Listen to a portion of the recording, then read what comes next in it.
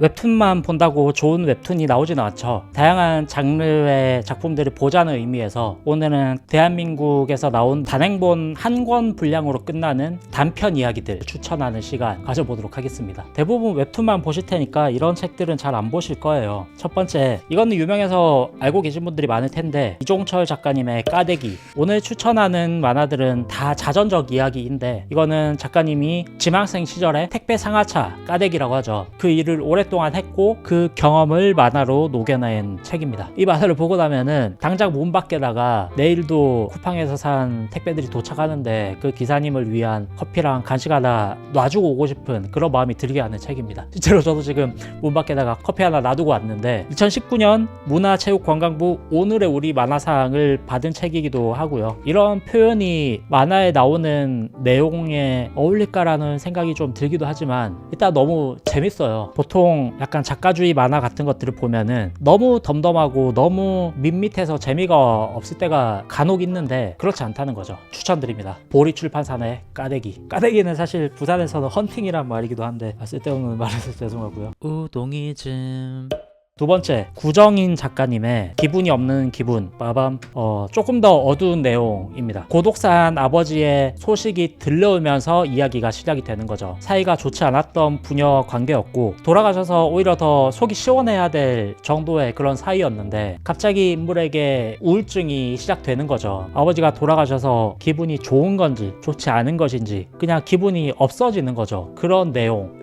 말만 들어도 좀 알이죠. 우울증이 걸린 상태에서 아버지와의 기억들이 막 떠오르는 거죠.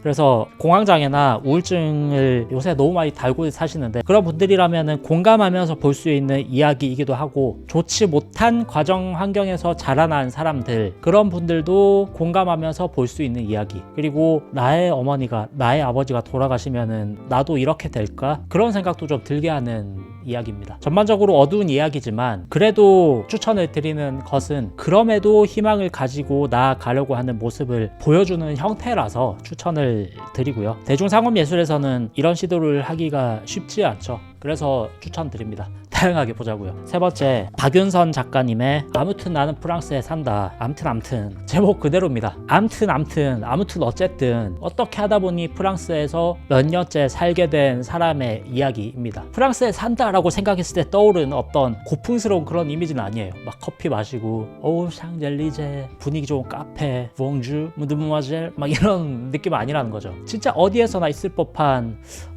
눅눅하다는 표현은 좀 맞지 않은 것 같고요. 프랑스라는 나라와는 뭔가 마이너한 그런 감성이 담겨있는 동네 사람들의 어떻게 보면은 일본 심야식당 만화 있잖아요. 그것의 프랑스 동네 버전이라고 하는 게 좀 더 비슷할 것 같기도 합니다. 그거보다는 좀 더 덤덤하고 약간 더 눅눅 어두운 느낌은 있습니다. 어찌됐건 일본은 작품은 막 이렇게 밝게 만드는 걸 좋아하니까 일기장을 보는 건지 그래픽 노블을 읽는 건지 구분이 되지 않을 만큼 되게 사적인 내용들이 많이 꽉꽉 담겨 있는데 그런 것들이 되게 한국에 사는 사람 입장에서는 신기하고 흥미로운 거죠. 이런 만화 형식도 있구나 라면서 볼 수 있는 책.